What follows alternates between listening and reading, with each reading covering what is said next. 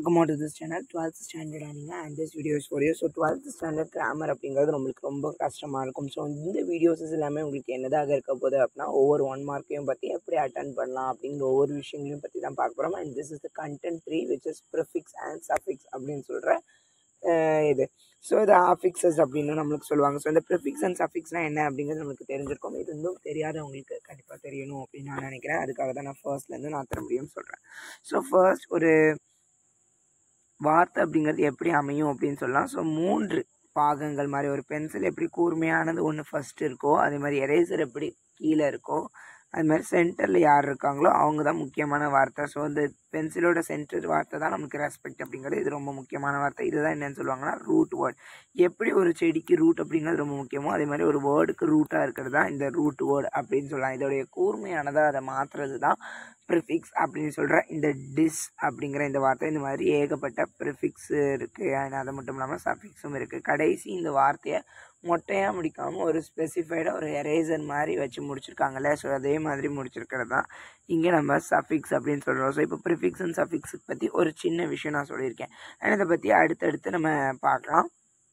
இப்போ ஒரு form of the prefix and suffix சேர்ந்து ஒரு அஃபிக்ஸ் அப்படிங்கிறது எப்படி இருக்கும் அப்படின்னா ஒரு ரூட் வேர்ட் சென்டரில் இருக்கும். அதுக்கு முன்னாடி நம்ம ப்ரிஃபிக்ஸ் ஆட் பண்ணலாம், அதுக்கு பின்னாடி நம்மளால் சஃபிக்ஸ் ஆட் பண்ண முடியும்.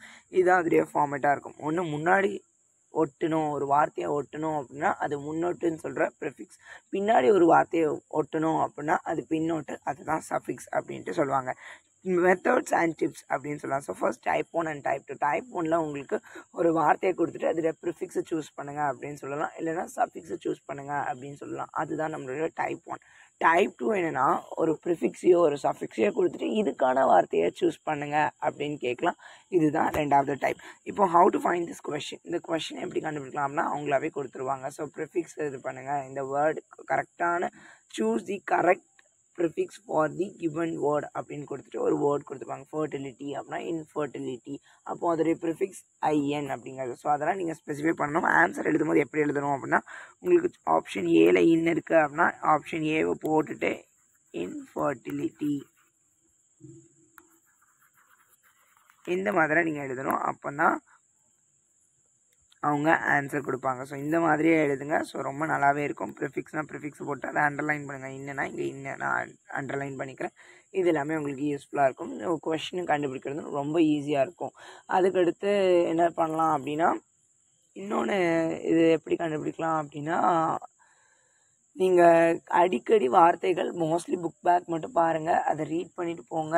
முடிஞ்சதுன்னா படிச்சுட்டு கூட போங்க. ஏன்னா அதுதான் நம்மளுக்கு பப்ளிக் எக்ஸாமினேஷனில் மோஸ்ட்லி கேட்குறதா இருக்குது. அதை தாண்டி கவர்மெண்ட் கொஸ்டினில் ஆல்ரெடி கேட்ட கொஸ்டினை தான் கேட்குறாங்க. இல்லைனா உங்கள் புக்கில் இருக்கிற எக்ஸாம்பிள்ஸை உங்களுக்கு டைம் கிடச்சிது, if you have a many times அல்லது you have a more times அப்படின்னா கண்டிப்பாக நீங்கள் அதை ப்ராக்டிஸ் பண்ணுங்கள். ரொம்பவே யூஸ்ஃபுல்லாக இருக்கும் இந்த ப்ரிஃபிக்ஸ் சஃபிக்ஸ் அப்படிங்கிறது. ஃபர்ஸ்ட் ப்ரிஃபிக்ஸ்னால் என்ன அப்படிங்கிறத நம்ம பார்த்துடலாம்.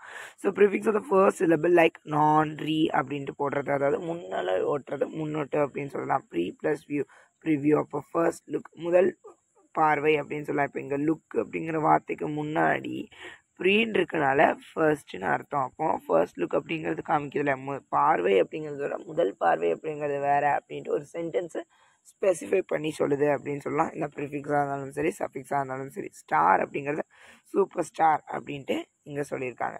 இந்த மாதிரி வார்த்தைகள் எல்லாமே பாருங்களேன். மிடில் அப்படின்ட்டு, ராங்லி அப்படின்னா மிஸ்டேக்கு, மிஸ்ஸு டேக்கு.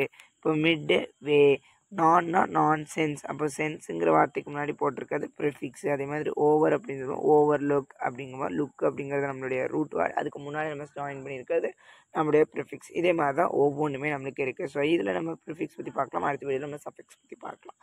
ஆல் ஓவர், ஸோ இங்கே என்னது ஆல் அப்படிங்கிறது நம்மளுடைய ப்ரிஃபிக்ஸ். ஸோ இதே மாதிரி இது எல்லாமே உங்களுக்கு set of prefixes you have to now. So உங்களுக்கு இதெல்லாம் என்ன பண்ணியிருக்கணும், தெரிஞ்சிருக்கணும் இந்த ப்ரிஃபிக்ஸ் வார்த்தைகள் எல்லாமே.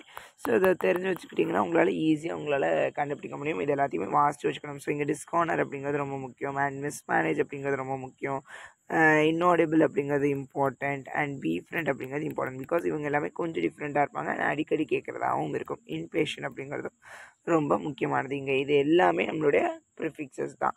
அண்ட் இது நம்மளுடைய சஃபிக்ஸ், இதுவும் நம்மளோட ப்ரிஃபிக்ஸஸ். ரீ, எக்ஸ், செல்ஃப் அப்படிங்கிறது. ஸோ இங்கே இது எல்லாமே நம்மளுக்கு இம்பார்ட்டன்ஸாக இல்லை. அடுத்து நம்ம சஃபிக்ஸாக அடுத்த வீடியோவில் பார்க்கலாம். And then bye from me. Any doubts comment me.